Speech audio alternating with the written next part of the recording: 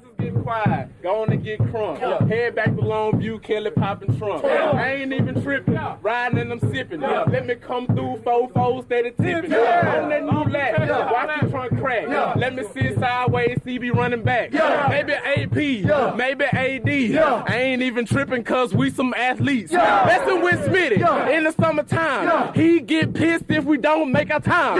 But we gon' get it, cause we gotta finish. Nebraska Horn Hustlers, man, we diminish. Put them boys little, paint like a skittle. I ain't even tripping, I ain't never double dribble. Cause I'm a player from the Himalaya. Let me sit sideways, man. Maybe back door, maybe fall off. Sipping codeine cause I gotta kill a cough. Let me sit sideways in the big Benz. Oh, you boys, they my brothers, they my friends. Holla at Coach Sumlin, holla at the Stoops. Let me sit sideways in the two-door coupe. Cause I'm sitting clean, foes on the lean. Look at my pants, got a sag in my jeans. Let me sit sideways cause I'm steady coming. PT throwing that ball and it's humming. I'ma gon' catch it, I'ma gon' wretch it. Man, I'm sitting sideways, boy, show naked today.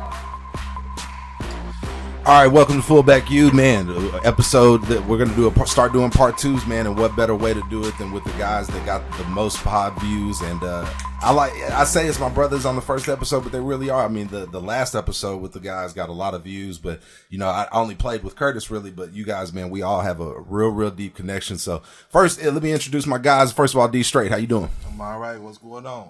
Man, I'm doing good. Rufus, how you doing? I'm doing all right, man. I can't complain. Yep. Roy, how you feeling, Superman? I'm chilling, homie. Yeah. Any updates with you guys straight since the last pod? Well, I'm about to have a baby, another son. Congrats, fam. So look out for little Douglas, and soon Crimson and Cream pretty soon. Couple of years. He got a little time on him, but he'll be there. That's what's up. Roof, any updates? Nothing new, man. Just chilling. Superman, any updates? My little man just turned 2, the 15th. Me and my business partner just bought half of a security company out in LA. You know, just doing my little business thing, trying to grow an empire, then sell it, and go do something on a farm somewhere, maybe. Just light work, huh? Exactly. Just light work. Just be Superman, be Superman. Keep us posted on that. Only update from me, man. We just finished school. You know, I started getting into school teaching this year, 7th and 8th grade, teaching math, coaching football, basketball. So how you like that? It's cool, man. But if you got a teenager straight, you owe me. Straight up, fam. I mean, golly, it's really cool, man. It's just you know, it's fun seeing the brain that age, because we was that age, you know, at one point, and then getting kids into football at that age. I'm sure y'all would all agree that, you know what I mean, it's vital for you to be playing football at that age, even if you losing or whatever, you know what I'm saying? The lessons. Let's get right to it, Straight. Since the last one, this current squad played in the Orange Bowl, obviously wasn't the game we wanted to see. What's your thoughts on them in the future? Well, I hope just the defense just picks up and do just better. I don't want to put out specific people or positions and all of that, but just as a whole, just do better. That's all I would like to see from this team next year. Rufus, you and Roy, there's nobody closer former player-wise to the team. I mean, what they got to do, what's your thoughts on the Orange Bowl, what's your thoughts on their future? Orange Bowl-wise, I mean, I'm on the same level as Strait, you know, just watching those guys get better. Hopefully, you know, some positions need to pick it up a little bit more. I just want to see how the changes go to the defensive line. Seeing the spring kind of encourage you a little bit, because the defensive line is no longer sitting there just watching the game. Now they're kind of more involved in, you know, disrupting and different things like that. So hopefully that changes and they're better in that front. But, I mean, after watching that Orange Bowl, we have a long way to go, buddy. Yeah. Roy, thoughts, Orange Bowl, current squad, future? Ooh. Future can be bright. I'm looking forward to seeing how Coach Grinch is received in the locker room. I'm really interested to see how the guys respond. Orange Bowl, I mean, when you take an L, I mean, what more can you say? You know what I mean? It's just, you lost. I mean, lick your wounds and go on to the next season. You know what I mean? But you know, there's a beast out there up in the East, man. That's going to be a tough mountain climb, Clemson. So I'm looking forward to seeing how we can compete on that level. It was on my script. It's funny you say that, but I was just going to bring up BV, and all you guys were product of Brent Venables. I'm sure I'm not surprised he won, the second national championship as a D coordinator. What's your thoughts on BV? What's your thoughts on how you played for him straight? So just tell me about it. Basically, just more or less happy for him. You know what I mean? Because he's doing what he's supposed to do as a defensive coordinator, and I just wish nothing but the best for him, unless he's playing against us, then he's had a good run against us. Rufus, what's your thoughts? You coach, that was your position coach, man. Recruited you, everything. Like everybody, man, nothing but respect, though. Anybody that will talk about BV, everybody that knows him, man, it's nothing but respect because, he's going to coach you hard, one, and two, from him being at OU and going to Clemson, and he has those athletes and he can make the calls that he made. He has he has such a brilliant mind when it comes to football and the numbers and the analytics of football. And whenever he play against teams, you can see like his guys know where they need to be, what they got to do. So it's this mutual respect until he plays against like OU. You want to root against him, but besides that, wherever he's at, I'm gonna root for him to be successful and do great things. Because I just, as a person, I love him, and what he did for me in my life, in my career. I love him for it and giving me an opportunity to come to OU. Absolutely. Roy, thoughts on BV? I love Coach V, man. Even though I used to get friendly fire getting cussed out, I love the hell out of Coach Venables, man. And honestly, what was it? The first time we played Clemson in the Orange Bowl, man, I went up to BV and wished him luck and told him to give him hell and shit. He followed through and gave us hell. He took your advice. Exactly. But of course you root for him. He's family, you know what I mean? It's just we weathered the storm in '99, you know what I mean? We went 7-9, I think, and then come back and go 13-0. That's when you are able to, you know what I mean, turn a program around. It's always love, and that's how I see Coach Venables. I have the utmost respect for him, just because. One, just how I saw how he coached y'all, and we talked about it last pod, just the difference between defensive meetings and offensive meetings. You guys, what you had to know, you guys' board in your linebacker room was humongous. The percentages in the defensive room were something special. I appreciate Coach V, man, because he made me earn it every day in practice, and I thought there was no better guy at getting his guys mentally ready, physically ready, and they played so physical. And I had nightmares damn near of going against Teddy Lehman, man, because he knew what I was doing every time. How'd you know it was a run play, Teddy? Well, you didn't get up and scan, so I knew you were coming right at me. You're like, okay, well, damn, you get up and scan. Well, it's a pass because you came right out of the huddle and scanned. You're like, man, shit, what? Okay. You laughing because y'all know that's how y'all are. But when you're a junior or senior, you're punking freshman at that point. And I think, again, that's where BV really imposed his line front seven wise at the line of scrimmage. Even when AD was a freshman, he would come and he would look to what side he was going to. He could try to figure out the hole and where he was going. He would come to the line, he would look straight to the right or to the left. You knew the ball was going right or left, and he was getting. And just when he get in the stand, you'd always know. But he was a young cat though, so it was behind you watching Teddy and those guys kind of pick him apart, and he's kind of like, well, how do you know? And Teddy would be like, well, watch when he come up. When he'll get the ball, how he's going to get in his stands, and he's going to look over to the right, and he'll sit there hard, and then boom, you knew he was going right. It was kind of fun, the little small things in football that people really don't know that goes in between the lines is kind of crazy. Yeah. Them small details, and I think y'all would agree, is just what made y'all great. But just talk about, Strait, we got a new D coordinator, Coach Grinch. Any of your thoughts on him? I don't really know too much about him, but I just hope that, for one, that the guys out there playing fast, because if you're playing fast, that means you know what you're doing, hopefully, because some people out there play fast and just all out of whack. But if they playing fast and knowing what they're doing, then you should see a turnaround on defense, at least a better situation than last year. My question last for couple you, of years. what do you think about the split of it? Like having the corners with one guy and having the safeties with another guy. A lot of time you want those guys on the same accord and thinking the same, getting the same voice in meetings, and now it's like split. I can only speak for me. I honestly don't even think we had a DB coach. I thought I think if I remember right, it was all Coach Mike. Yeah. You know what I mean? And everybody Bob will walk in there. Everybody was all in one room. Everybody got coached the same. Everybody got cussed out the same. Everybody got cussed out the same. Everybody knew if I effed up, this is the reason why I messed up. And if I didn't make a play, it showed how everybody else was vulnerable in the defense. And that made us so much better as a team and a unit. You know what I mean? Like, you talk about poetry in motion. I mean, our defense is poetry in motion because everybody understood everybody's responsibilities in the defense and what was being called on particular plays, different sets, formations. You knew what was getting ready to happen.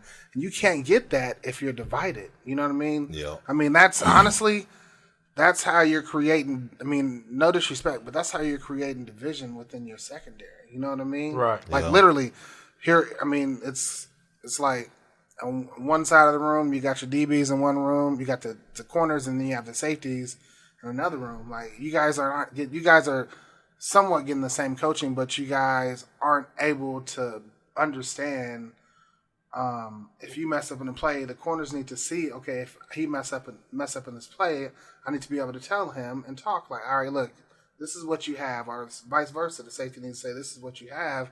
You guys need to be in unison, and you can't get that being in separate rooms. No, not in the secondary, because y'all are one unit. I don't see how you separate those two entities when they both are the same thing. Like, we used to have like 4, 5, 6 DBs out there at one time, but he coached us all at once. It wasn't no you do this, they do that. It was like we was all in there together, so we all knew that we all had to be on the same page, what Roy was talking about. So it's I don't understand it, but they did it one other time at OU. Was when they had was it Coach Wright and somebody else was doing it. Was it Martinez, I believe, was the secondary coach. Yeah. And that didn't go over very well either. They were trying to breathe Strait to be the corner coach.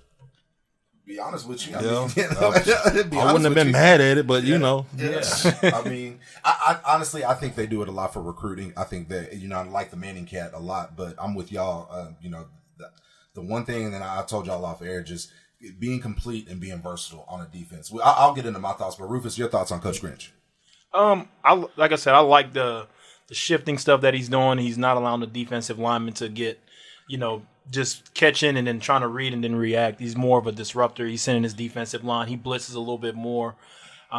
He plays a little bit more man, so we'll see how these guys can cover also. So far, what I saw in spring, I like what he's doing as far as getting pressure and stuff. If you're going to get beat, at least put up a fight and go hit somebody in the mouth. And then you figure out and recruit to play a defense that you want to play.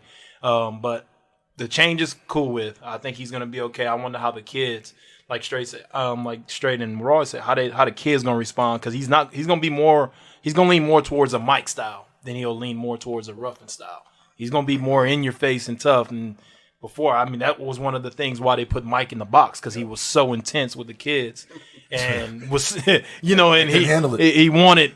Fans couldn't handle it either. But the thing about it is what they don't get is what we learn is every time in practice they coach cut for an urgency of the play, because that's how fast things happen in the game. Yeah. So when you in practice, the urgency that you practice with and they yell at you for doing something wrong, as the same urgency you have to have in the game, because it happens just that fast. And if you can't cuss them out and say, hey, look, this is going to happen this fast, if you ain't on your stuff, then we're going to get our ass kicked the whole entire time. And then kids couldn't handle that because, damn it, they just got this 10-yard pass. Didn't I tell you such and such? Yeah, well, why the hell you ain't doing it? And kids over there hanging their head, or they argue back. Yeah. And then you have the situation where Mike looks like he's a crazy man. Yeah. Roy, thoughts on Coach Grinch? I've talked to him a little bit during pro day. Yeah. I talked to him at pro day, and he asked me to come around or whatnot, and then he has his challenges and he knows what those are. I'm not gonna talk about what we talked about, but I'm looking forward to seeing what transpires. And I honestly I kind of back up to what Rufus is saying. I honestly feel that he's just a younger version of Mike. And I'm really encouraged by that, because even though we had a love-hate headbutting relationship with Coach Mike, it was all love. But being that he's younger, hopefully he can resonate to these younger players and be able to, help them reach heights that they want to reach. You know what I'm saying? But the thing is, you have to want to reach it. Yeah. my thing, and I didn't get into the X's and O's of it, but Roy, you were one of the first players. They made a huge deal. I remember watching the 2000 National Championship like it was yesterday. Oh, this Roy Williams guy can come in the box, but he can also play deep safe, blah, blah, blah, blah. I mean, you were one of those first guys, D Strait, you were one of the guys that we could put on any best receiver. Roof, you were one of those guys that could cover guys out of the backfield. We had guys that were complete and versatile. And we had guys on all three levels that could do those things. And not only that, we could mix and match. And Dan Cody was moved out from D end to D tackle at certain times. Mm-hmm. We were able to do certain things defensively that my deal is I hope they can get back to that, just because BV didn't get smarter when he went to Clemson. I mean, he just got some different dudes. I mean, he's a very bright coach. He just took some of the same shit he did and just got some crazy athletes out there doing some of the same. He's got a safety that he moves in the box, big number 11 with long arms, runs a 4.3, amazing player. Some of their D linemen get up, move around. So I would just like to see us again get around to that. You talked about blitzing more so, and I'm sure a lot of the fans would like to hear that too. But the crazy thing that whenever I was a freshman, I said it the last podcast, is watching D Strait line up against Roy Williams at Texas and knew what he was running before he would run. Knew when he was about to run a slant, and he would take the route away before he'd even step.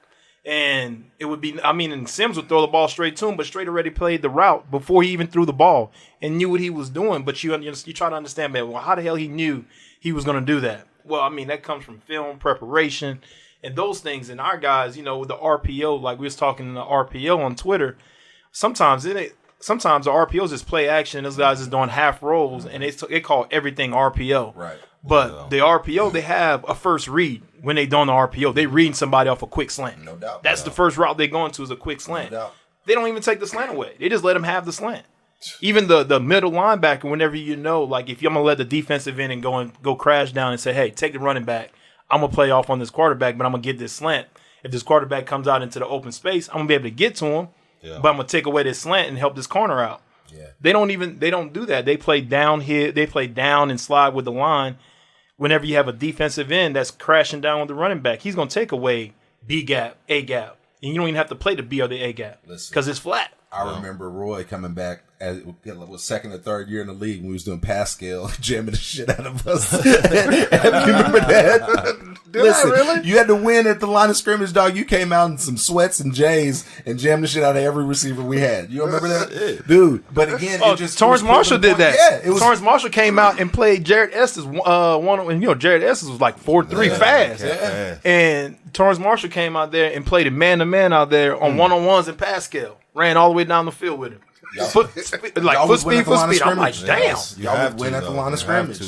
I'm like, how's the man that big running with? But honestly, that goes back to what I was telling the guys in the locker room. I was like, you guys need to compete and practice. Yeah. Because I probably said this last podcast, but Coach Spurrier made me cover all of his receivers, and he wanted me to jam them and do not give them any breaks. Because I roughed them up. You know what I mean? But come game time, they're like, man, it's nothing. Yeah. Dude, you see our receivers, dude? Our receivers are the shit. You know what I mean? Wolf was a crazy athlete. Twan Savage was a crazy athlete. I mean, we did practice and stuff. We did one-on-ones. I would sit back and watch the DBs, watch Strait and them just D up whoever came up. Yeah. I mean, and D Strait talk trash to all of them. So whenever, as I got older, whenever we did Pascal, I'll talk trash to like every single DB, every receiver that come around, they'd run a route, I'd push them down and everything. So they would just kind of give you some kind of intensity where everybody start talking. Because the more you talk trash and people start jawing with each other, as the more you want to compete and prove yourself. Yeah. If you just kind of like, all right, we cover them or whatever, nobody's talking trash to anybody. It doesn't make for a fun practice either, though. No. Yeah. Another receiver y'all had, my dog Curtis Fagan, man. We leaned on him a lot senior year, man. That boy could not touch his toes to save his life. That boy was fast. But how the hell we needed him? I was wondering how he would get open because he didn't look like a great athlete. No, he did not. Dude, his routes look so sloppy sometimes. That's how he used to get open and all that, though. He was just a vet.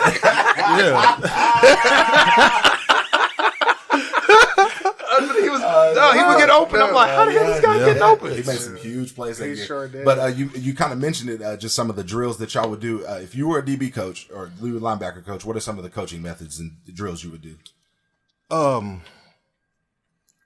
So what? This is something else, but I heard they're trying to take away the Oklahoma drill from every The NFL's banned it, and they don't want you doing it. But the big thing is, you know how football is straight. You're gonna be able to do versions of it. Yeah, but to me, I love that drill. I love when we used to go out there because it was the way to start off the season. You know what I mean? It's like, okay, absolutely. Now we finna get this out the way, so then we get to these 2 days or whatever. But I like that drill because you work on the wide receivers, work on blocking, DBs work on getting off shedding blocks and getting to the tackle, so everybody win. You know what I mean? But now, my thing was like he's saying with the Oklahoma drill.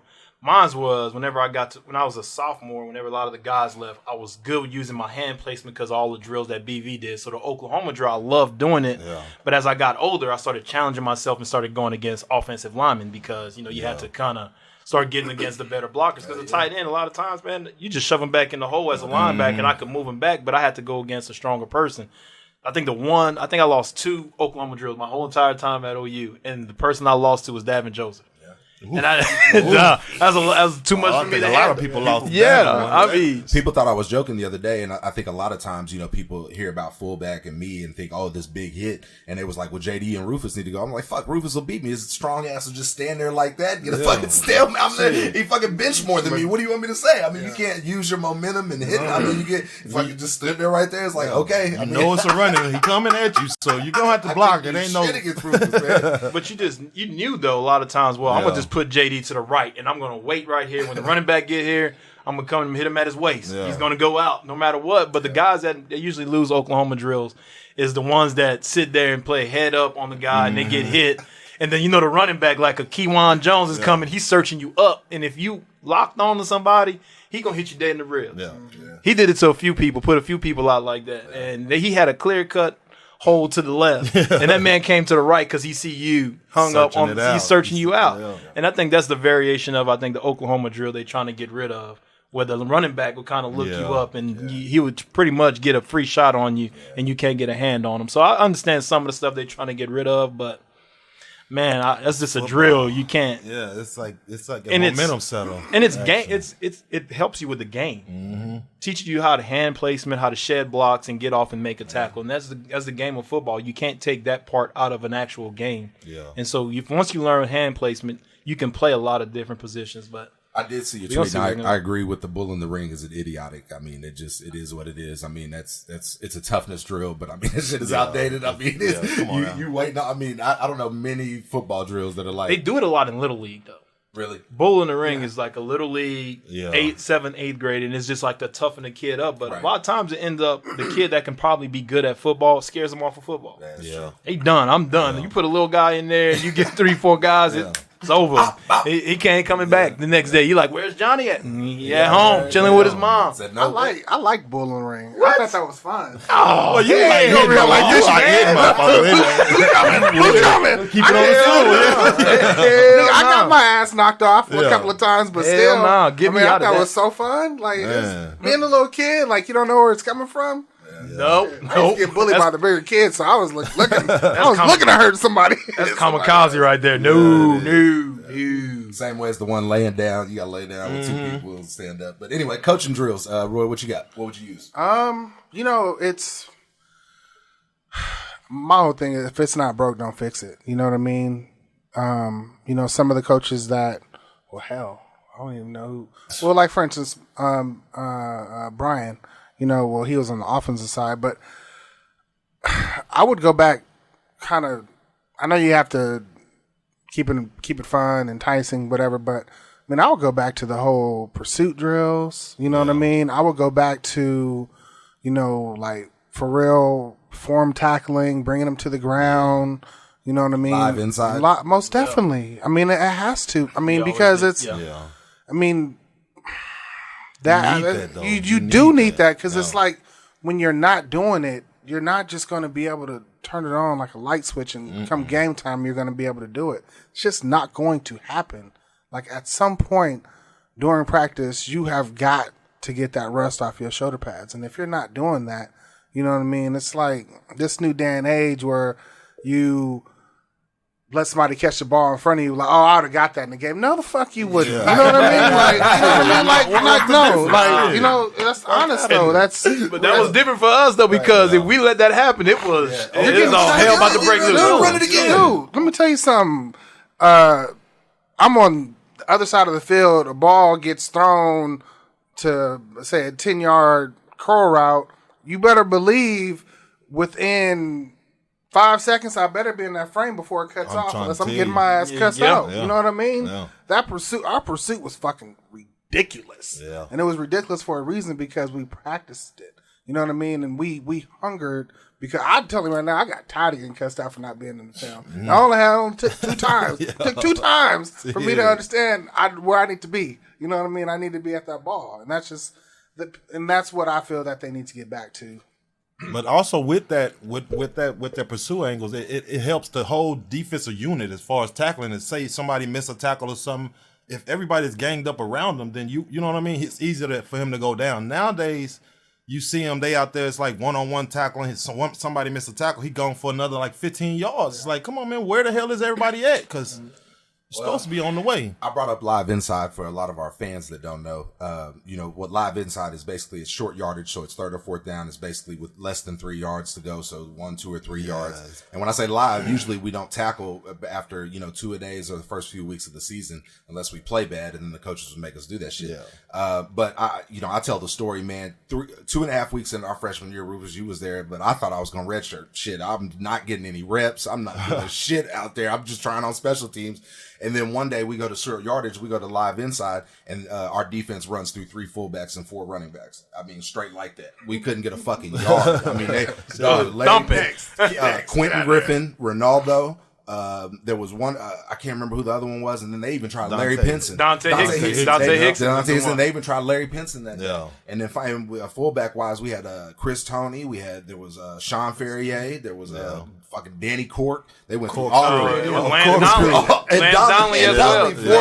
And then they was finally like, he want JD, y'all try it. And we went in, ran ISO, and got a fucking yard. And next thing you know, there's our goal line package. I mean, that's just how that stayed in that goal line. Stayed in that goal line. Keywan almost broke the record, actually, wasn't it? For freshman touchdowns or some shit. But I just go back to that. I mean, y'all made us earn that, though. I mean, there were days where we lost that shit. There were days where it didn't work. I mean, and we saw it in the games where when we got to short yardage, there were times in the game that other offense didn't work. And I just, we're not seeing that anymore. But as a linebacker, it taught you leverage. Like how to get leverage on a big guy in the inside drill. So you don't have to really worry about the run, about the pass. So you just getting in there and learn how to, how I'm going to dip underneath this guy. If they come into the right, how I'm going to just fight back so I can make this tackle that's coming in the hole right here. And also what it teaches you is how they can go ahead and the defensive line, how they fit off of people. Who's the defensive line? If you have to read right, if he's right-handed heavy and he's more powerful going to the right than going to the left, you have to cheat a little bit more to his left side. Gives you time to go to the right. Because whenever Dusty was in there, I knew I had time. I'd cheat away from Dusty and play the right side of Dusty if he's on my left side, because I know he would hold two for a while, for a little bit longer than anybody else. And if I see the ball going left, I was screaming down hill to his right off his outside leg, because I knew, well, if they come off of him early, he's making a tackle in the backfield. Yeah. And that was just a fact. I mean, because he was that strong and knew what he was doing. And that's just kind of things you learn doing inside, and which guys that were in there, knowing who you can cheat away from, who you can cheat to. And that's knowing every guy that's playing in the game. And I think now some of the guys, doing the defense that they were doing this last year, everybody was so head up on people. So it was hard to really kind of figure out what they were good at doing, what they were good at leaning and stuff. So they was hesitant and thinking about it. But that also goes back to you as an athlete, as a person, doing your film study and knowing your personnel in front of you. Know what I mean? Knowing what to expect and what to because like you said, if once he blocked down, you shooting your gap, and if they fall off, then he making a play. But it's closed up by both of y'all. You know what I mean? But that as a player. And and the thing about it was, one, Coach Ship was there. And Coach Ship would come and cuss you out if it took you forever to get downhill. And you're in his defensive lineman's taking on 2 blocks for a long time. Because it's right, though. They got 2 people They got 2 people on. Where the hell you at? I mean, you'll search me up and cuss me out. And Coach Venables in film was like, well, hey, look, that's Dusty right there, so you may want to cheat a little bit away from him. Now, if it's a young guy, you may want to play it more true than anything. But if Dusty's in there, cheat away from him a little bit. If it's Tommy in there, you know that A-gap's going to get really wide because Tommy's going to take that guard and go way up the field, and the A-gap going to show right now. I mean, that running back has to cut up the field right now and be in that gap. So if you're downhill, you're going to hit him two yards in the backfield. Right there. Yeah. So you just know your guys. And that was the cool part about playing in those defenses. Those defenses really was geared for a linebacker to make a ton of plays. And if your linebacker was making a ton of plays, your defensive lineman was going to make a ton of plays because the offense had to play it so true to the guys that were there and say, well, I can't get off early because Dusty was going to be in the backfield. Yeah. He's going to make a 3-yard loss tackle. We might want to go ahead and work for 1 yard instead of letting us get a 2-yard loss. Man, been amazing so far. So, man, thank you guys. I know OU fans are gonna love this shit. We're gonna go. I'm gonna get some quick hitter questions. This one's kind of loaded, but straight favorite NFL team you played for, best athlete you saw, best quarterback you saw. Favorite NFL team was the Jets because obviously it's in New York, so it's. But favorite athlete, I'm gonna say. Got to be Jordan. Mine was Jordan. Okay. And what was the other one? After best athlete, best quarterback you saw. Best quarterback. I'm gonna say Peyton. Peyton Manning. Yeah. That's what's up. Ruf, going to you. It would be favorite NFL team you played for, best athlete you saw, and best quarterback. I love Minnesota. Minnesota was awesome. I mean, the nightlife was awesome in Minnesota because you just I've 7 days days a week, bro. 7 days a week, always something to do.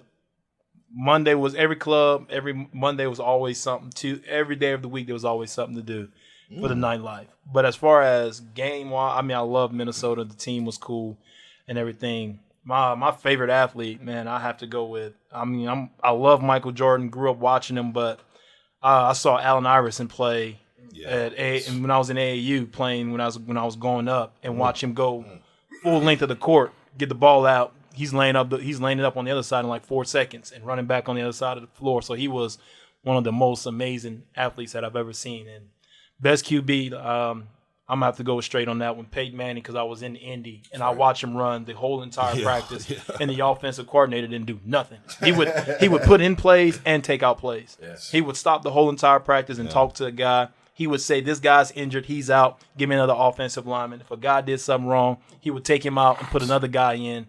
I mean, he had total control of the whole entire practice. Most amazing thing I've ever seen. Roy, what you got? Favorite NFL team you play for, best athlete, and best quarterback? Well, I'm going to go with Dallas for damn sure. I'm not going to say Cincinnati.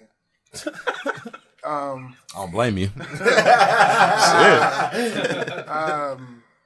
I mean, Dallas is great. I mean, I honestly, when I was in the 11th grade, the yearbook asked me, where do you see yourself in 5 years? And I literally, without hesitation, said, I'll be playing for the Dallas Cowboys. You know what I mean? So, somebody got their yearbook out there. No, I got the yearbook.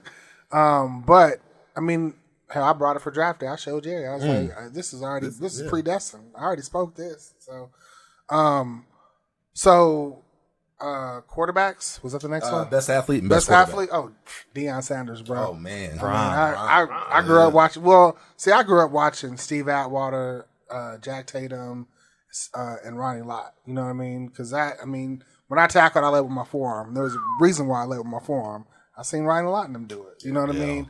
But as far as just athletes that I love to just watch was Deion, most definitely. My in the Bud Wilkinson, I had 3 posters, all Deion. You know what I mean? That was Deion all day. Quarterbacks, that's tough, man. I was lucky and privileged to play against some greats, you know. But I would probably say, just because I'm thinking about my Dallas days, was probably Aaron Rodgers. And I'll say that because we were playing and Brett Favre was in, and Brett Favre was having a horrible game, right? And I think he had to go off the field because he was hurt. They had Aaron Rodgers come in. This fool started making a comeback. And then I was like, oh, damn, this dude is bad, right? And so they took Aaron out and put Brett back in, and then we got another pick for a touchdown, whatever, and we won the game. But Aaron Rodgers, I mean, you knew right then and there that dude's for real. Yeah, still is. Man. My favorite NFL team growing up was Tampa Bay, but the one I played for obviously was Chicago. Yeah, my dad was a Green Bay fan, so I was going against him. But I love Chicago. The only thing I thought was just too far from the city, being up there. Yeah. I would say the best athlete, and Roy, you could probably comment on this one. I could go a lot of different ways, man. I thought Some of the best, Ray Lewis, Jason Taylor, Brian Urlacher were up there. Yep. But man, I'm gonna go with Ocho Cinco. He was. I know, and I'm gonna say it for this. He's not the best football player, but I think it was just for the multi-sport purpose. And then the dude's just quickness, dog. I seen this cat. He had to be 33 years old, dog. We ran 40-40s one day, Roof. He beat everybody. Every rep. He won every rep. I mean, I think he was out there in that offseason. Y'all probably didn't run them with the wide receivers versus DBs, but we ran them 40-40s, dog. I mean, he won every one. And I'm like, man, I mean, that's a rare breed. And then quarterback Carson Palmer, man. I mean, he was special, dude. It just some of the way he could throw that deep ball, it was something special. And then his timing, just kind of what you talked about, mind work, just knowing people are going to be open before big dude, his posture, all that stuff in the pocket. It was great. Straight, you got we talked about it. Big Roy brought up Big Mo and everything. How it reminded him of college last pod. Name me some songs that stick out to you that make that remind you of college. Like Roy said, the whole Big Mo album. It was, remember 2000 National Championship. Everybody came up riding to the OTA to the field down there with banging Big Mo one way or the other. The whole summer. I was at the club one night. That was a 2000 song. You know what I mean? So everybody was banging. So I'm gonna go with the whole Big Mo album, man. The Mo world. Well, what you got, when I started coming to college, Lil Wayne, for Louisiana, everything was Lil Wayne. Whenever I came in, before I came to college and high school, then when I got to college, it's kind of when he kind of hit his stride. And so Lil Wayne was kind of one of the ones you can put on in the weight room, and everybody would mob to every song Lil Wayne was playing. So Lil Wayne was my guy. What you got, Roy? I have to go with the down south. You know what I mean, Big Mo. But being from Cali, I always had my E40 and Too Short cracking. You know what I mean, and the Loonies. But most definitely, I mean that. You can't forget Zero, though. Zero. You gotta have Roe, man. You gotta have Roe, Fat Pat, all of that, man. No, I mean that was, I mean, having majority of folks from down south on your team. I mean, they ain't one here in the West Coast. So it was all south. So I mean, pick any artist from down there at that area, and we were listening to it. Man, so y'all brought up Big Mo. I got to throw out that ESG Sammy Sosa. Man, when y'all threw that on in the locker room, boy, make him say man. I'll be hitting the pipe to the head like man. Man, we used to go to parties and be like, man, we finna take this over if y'all play this, man. Paul Wall was another everybody used to jam. Paul Wall, DSR in our on my screens back in there. T.I. came out when we was there. 50 Cent. And had the tum-tum. Tum-tum and all that. Dude, crazy. Just so those were good. New way. Let's go back to football question. Quick hitter. Everybody seems like they're running a 3-4 straight. What you think about it? I mean, it's one of those things where I mean, it could be a great defense. It's all depends on how the players and stuff react to it. If people do what they're supposed to do and know where they're supposed to be and do all that, what their responsibilities, then I think it'll be all right. So I'm gonna go with it, but I hope that like Rufus was talking about, if you know what you're doing and what's going on, then you should be able to play fast and go make plays. Hopefully. What you got, Ruf? New wave of 3-4. I think you have to have the personnel to play a 3-4. Yeah. I mean, everybody want to duplicate what Alabama and what Clemson does sometimes, and Clemson's more of a 4-3 than they are 3-4. But you have to have huge DNs. You got to have huge DNs, or you have to have a beast that's a nose. If you don't have one or the other that can control both A gaps, so that means you don't have to worry about them, and it takes everybody else off a little bit, and they can go to another gap. If you don't have those guys and they can single you up front, and they don't have it's over and done with. They're gonna run the ball, the D lineman and the linebacker. It is over. So I need secondary. I need a guy that can go ahead and take two guys, take the center, and make a guard have to block him, so I know which way to cheat whenever a guard's coming to block down on him. That means the ball going that way because they're trying to take him out. So it gives you a way to to kind of cheat. If they playing you straight up and a center blocks your nose by itself, that means the guard's free on either side. Yeah, that's a long night for any middle linebacker, any linebacker. Yeah. They cheating and they getting you no matter what you do. So I think you have to have the personnel to play a 3-4. Whatever defense you play, you got to have the personnel. But a 4-3 kind of puts you in a gap and you're attacking all the time. It helps you out if you don't have the guys. But I don't care as long as you have the personnel. Roy, new wave of 3-4. What you got? Boy, I mean that's a sensitive subject because when I first got to say Dallas, I mean, when I left Dallas or left Oklahoma and came to Dallas, it was all 4-3. And then when Parcells got in there, he basically was like, nope, no more 4-3, straight 3-4. You know what I mean? And go back to what Rufus said. You have to have the personnel for that. And I mean, it's really not about the secondary when it comes to 3-4. It's about, you know what I mean, the line and the linebackers. You know what I mean? It's for me. I'm a physical type player, so I want to be around the ball. So I mean, you can sprinkle the safeties in there every now and again. It's totally different from the 4-3 for me. But it's regardless of what defense you're in, 3-4, 4-3, you gotta have some dogs. Yeah. You know what I mean? Like you literally it's not gonna matter. It's not gonna matter. You have to have some guys that takes that personal challenge. Like, dude, I want to be the shit. You know what I mean? I want my name spoken with all these dudes in the Barry Switzer Center that have won some major awards. I want my name on that wall. You know what I mean? And until you get those type of guys, I don't care what defense you run, you're gonna get exposed. Yeah. And I mean, you go to all the big time teams though. You always knew when OU was in their heyday, you always knew. Well, you had Tommy over here, you had Dusty over here, so you knew 4-3. You kind of knew on the outside edges. You know if Tommy and Dusty's on, if Tommy and Dan Cody's on the same side, and they're going to pass the ball, they can't. It's hard to cheat to help on Tommy because he's playing that wide 3. Then if you cheat and help on Tommy, I mean Dan Cody's in the backfield right now. So you had those two guys, and you knew what it was happening pass-wise. Yeah. You go to even to the Alabamas when they had the Cody guy, the big nose tackle in the middle when they was doing that 3-4. You knew they had to try to block him, or he's going to take the center all the way into the backfield because he was that big, that powerful in his first few steps. And you can go to the league whenever they had Warren Sapp and they had Warren Sapp, and you had was it on the other side of Warren Sapp? The big deep tackle. Solomon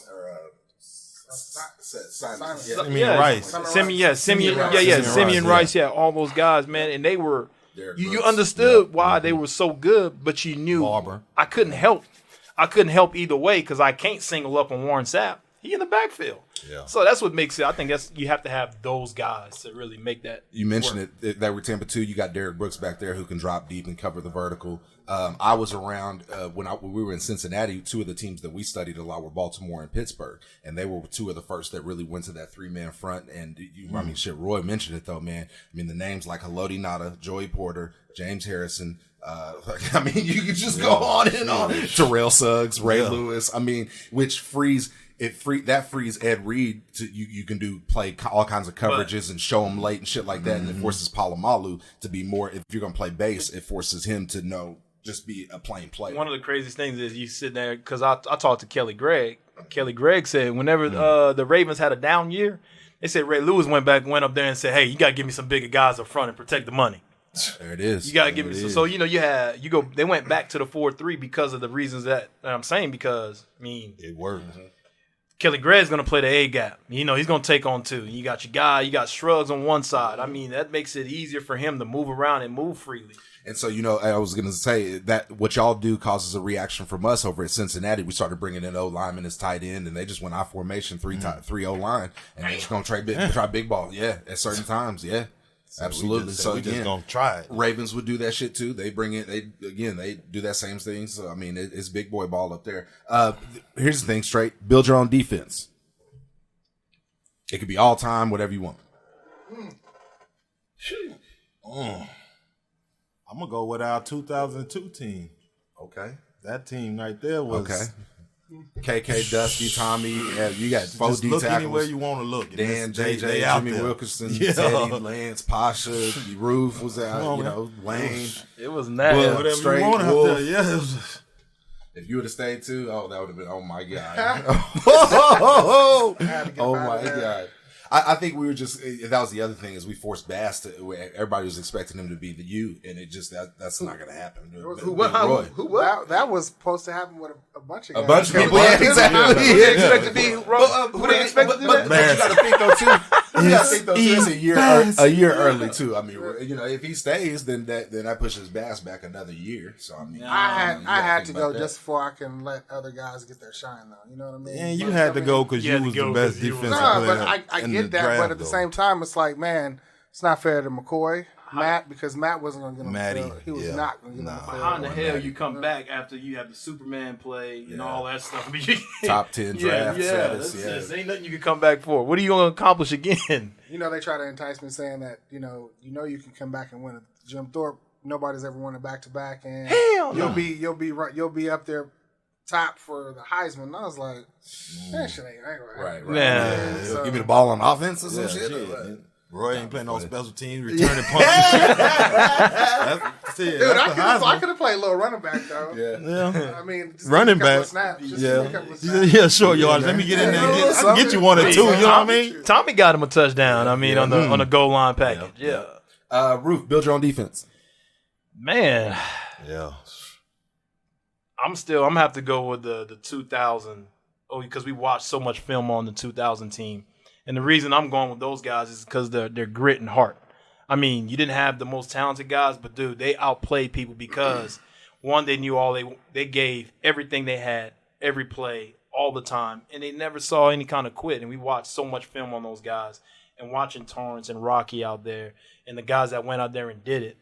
It was unreal to see going back and watching the Florida State game, and we were watching the linebacker room, and he's like, "Damn, that play right." Like, he would say some plays, whatever. Torrance would make a play, and if he wasn't there, I mean, he would take on two people and take the first person back and make the tackle on the running back, and it was like, that's just a special play. Chief. But, man, you saw the guy sacrifice his body just to go through go through the face of a fullback and get to a running back. Man, that's a lot of times, that's not even about your talent. That's just about you wanted more than that guy and just running straight through a guy, knowing that the play coming. And there's nothing that person can do about it. A football player. And you would see the next time the fullback would come to block that man. Yeah. And you see, I saw a man take a dive. I saw a man go to his feet, and he just run in and make the tackle on the running back because he ran through the guy's face. And BV would pull it out and film and say, "Look, watch this play. Watch what he do to the fullback." And he'd be like, "Watch this play. Watch what the fullback do this time." I mean, dude, he coming out his stands, and he's stumbling on purpose just to hit the ground so he can just go ahead and make the play. That just, man, you see guys demoralize people, and I watch you do it against Texas. I watched Derrick Johnson take a dive, then want to come and no more of that. I watch him put him in the fetal position one play, and the next play that man took a dive. He stayed behind the play, let the fullback hook him. I said, "You're a vet." Hey, he said, "That's how he stayed in the league, though, Roy. Yeah. That's how he stayed in the league." I get it. That man made a business decision in that game. Roy, build your own defense. 01. I would probably say 01. That was a special year. You know what I mean? We had some young freshmen. We had Tommy and Dusty playing as true freshmen. You know what I mean? Yeah. It was just so fun, though. It was just so fun. It was fun. I mean, I honestly watched a lot of like YouTube of the games that we played, man, and just to be able to see those young guys just having a good time running around. You know what I mean? It's for me, it was fun to watch just because it's like wow, this is something that we're building. Yeah, you know right. What I mean? It's like, dude, we're building something special at OU, and then you got to go veteran. I'm like, man, come on now. Yeah. Act like you've been there before, though. You know what I mean? See, but they're so excited. It's like, man, and I'm watching this like, dude, I really, because we were so taught and programmed, like, dude, you're supposed to make plays. Yep. So no need to get excited.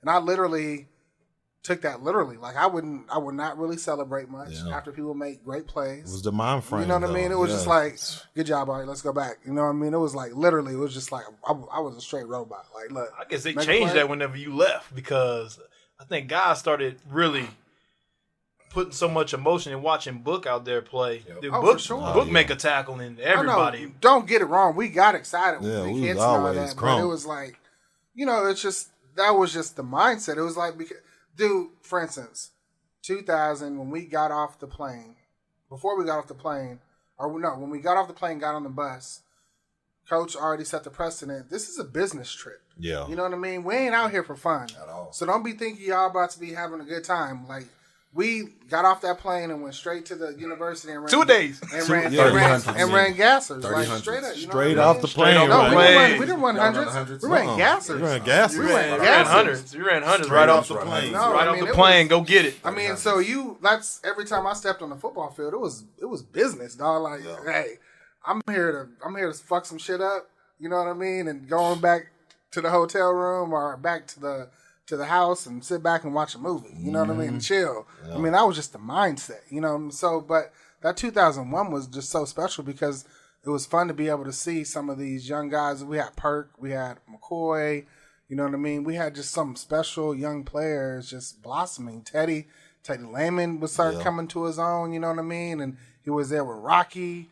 You know, then we had Brandon Moore. You know what I mean? We had Corey Heineke. We just had Corey Callins. Dude, we had some. We CC. dude. Yeah, CC. Nah, CC wasn't there in 01. Nah, he left in He was 2000. 2000. You're right. Dude, He was we literally just had just some blue collar workers that just loved the game of football and loved to learn and just had a great time. You know what I mean? So I agree too with Strait because I knew the residue that came off me went on to those younger guys. So I know that they were prepared for every fucking game because they seen how I prepared and how I was never the vocal leader. You know what I mean? I just fucking led by example. I'm here to do my fucking job. Follow me. You know what I mean? Like literally, that's how it was in practice. Like, look, I'm covering all the fucking receivers. We never had no rah-rah people though like that in never our did. secondary, but on the Except field, for Ante. Ante gonna let him have it. But on the field, we'll bust your ass and talk a little shit. But Yeah. like rah-rah and all Nah, that, yeah, we off the field wasn't rah-rah. Yeah. I mean, Book was one of those ones in practice that would give it to me every day in practice. Coach Stoops would come and say something to him. I remember him just saying, shit. Coach Stoops, man, I got that. I mean, he would make a play. They would do something, and Book would need to make a play, bro. He would go out there, and he would make the most insane play in practice. Yeah. And it was like it was nothing. And just come back out there, he's Book. like, Motherfucker Shit. been doing that for the longest though. Yeah. I mean, was it Air Force we played at home? Mm-hmm. Nah, we played Air Force. No, we played Air Force there. It was Rice. Rice. Yeah, He Rice. had that one-handed interception on the sideline. Nice. Going That whole backwards. was I mean, nice. before Falling Odell, and shit. Odell did his, Yeah. Book had did his. You know what I mean? Like that shit was like Book was nice. a special player, dude. I mean, you That's talk what's about up. playing hurt. yeah. You know what I mean? Every Sprained practice, ankles, fucked up Whatever. shoulders. He was like, "Fuck that, I'm going, dog." Yeah, You know days what I mean? was sitting down on the sideline and watching them accept the challenge when they had, I think that was maybe in 2000 when they would call them the Heisman Killers. Because whenever Seneca Wallace came in, was on the Heisman. Kip Kingsbury Yeah. came in. He was a Heisman Trophy. Sims. Shouldn't have been on Sims that was a fucking- Heisman Trophy guy. I mean, dude. Crouch. And they came in there and lit them boys Killed up. all They of that killed shit. all of it. I mean, Book went off against Seneca Wallace. Picked him off, tackles left and right. He was gone. He was on one. I mentioned Tampa Bay. You talked about the defense in 2002 when we won the Super Bowl. As a Bucs fan, I got to say that defense. But I also thought, man, our Bears defense when we first got there my rookie year, if we could have stayed healthy, we lost Mike Brown and Tommy that year. But hell, we had we had Tommy, but Urlacher Briggs, Wale Goonlier, Alex Brown, Peanut Tillman, Vasher. Damn. 06. Yeah, Vasher, Texas, right? Vash was good, man. Nathan Yeah. Vasher. So He we was- had a real good defense then. Like I said, just wish we would have got just one game better. But Strait, let's go to. And I made this question just for you, and I'm sorry, but we have to put the highlight up there. Yeah. And you already laughing because closest you got to a touchdown, but didn't score. Texas Tech, man. I think I ran about 150 yards, but you gotta remember, see, I came off a hamstring injury a couple of weeks earlier. They wasn't blocking either. Yeah, Then somebody it was they all sold kind of you stuff. out. I don't know, man. I was just like, you know what? I got the ball on this end zone and took it to that end zone. Now y'all go do the rest. Now I gotta get back on defense in a minute. So What a great play, Roof. Closest you got. To Never score. had one, man. Never picked up a fumble. Never got a pick. I picked up a fumble, but Tib tackled me on that one. was it? What game It was was it? against We're looking Nebraska. It was Nebraska Home, away, what Big year? 12 championship. Okay. Big 12 championship. Tib tackled Yeah, him. Tib came in and rolled me up. Boom! I'm down on the ground. Like, damn, I Come had on, that Tib. one. Come Stole on, your man. shine. Stole my shine. But your no shine. fumble happened. Yeah. It is what it is. I never had that opportunity though to get close to the end zone. We'll find it for you. Posted. Roy, closest you got. Hell, I never really had an opportunity. I had an interception called back because Tommy Harris made a clip. I mean, it was like an 80-yard interception return for a touchdown, and I got the interception. I got the stat for it, but I mean, I didn't get the touchdown. You should have though, because it wasn't even in the play though. It was gone. It was on the side. Hell, I was looking to my side. And I was like, "Oh, straight, I'm good. We rolling. You see your boys running with you, like, oh, ain't nobody there. there. He got called back. That's tough, man. I got about 2 yards away in the national championships. That was a tough one to deal with, man. Yeah, we scored 2 plays later, but that one always hurt because you want to score in the natty, man. Yeah, you gotta have that. Here's one we talked about. No, we're gonna go to childhood idol. Who's your life in football? Who's your childhood idol? I want to say my old coach in middle school, Coach Green. He was my idol because he kind of kept me on a straightened path and really just educated me about football and like more than football, as far as like you can go to school for playing football, you can get a scholarship, you could do, you know what I mean, all the different type of stuff, and just kind of mentored me and kept me on the right path, basically. Roof, childhood idol, life in football. My high school coach, man. I'll never have been to OU if it wasn't for that guy coming, talking to my mom and asking her to let me stay with him so I can get, the grades to stay in school. And then, man, everything, the rest was history, man. This is taught me about working out and what it takes to play the game of football and being, really dove and involved in it. And he's taught me a lot about, life and things I take into my marriage now and how I raise my kids, and give him a call and say, hey, man, I'm struggling with this or whatever. So it's still like now that bond is still there. But he's the only reason why I even had a chance to get into the college situation, because of his forward thinking of how he saw where I could be as far as how I was as an athlete mentality wise, and he kind of just kept me on the straight and narrow, a lot like Strait, because I would have fell off a long time ago. Man, and being a middle school coach now, it really, I can retweet that for you, because I mean, man, it makes a lot more sense now, man. I mean, just how many kids just need a chance or need just a little extra help. So I really felt that. But Roy, childhood idol, life in football. Man, it's tough because I had so many. I mean, I had so many, which they didn't even know that they were helping me. But everybody around my neighborhood, because we had so much going on in my neighborhood. We had people that were doing things. They were selling drugs, you know what I'm saying, being in gangs. And then we had guys that wanted to be all about sports, you know what I mean? So I got the best of both worlds of, I don't ever want to be that way, you know what I mean, as far as doing the wrong thing. And then I had guys that inspired me to want me to be a better player. And I mean, it was a give and take. I mean, I didn't want to go home and get my ass whooped by my dad. Let's just be 100 about that. First and foremost. Right. That's not the life I wanted for myself. And then, but I mean, but being able to play against all those guys in my neighborhood, because I wasn't the fastest. So it taught me how to play football. Yeah. You know what I mean? It helped me with my ankles. It helped me with how to break down and tackle people. I mean, so my neighborhood helped sculpt me into the player that I was at OU and beyond. Good. Mine was, my dad and my brother were real, just all up on me, man. Sports wise, dad played baseball at Langston.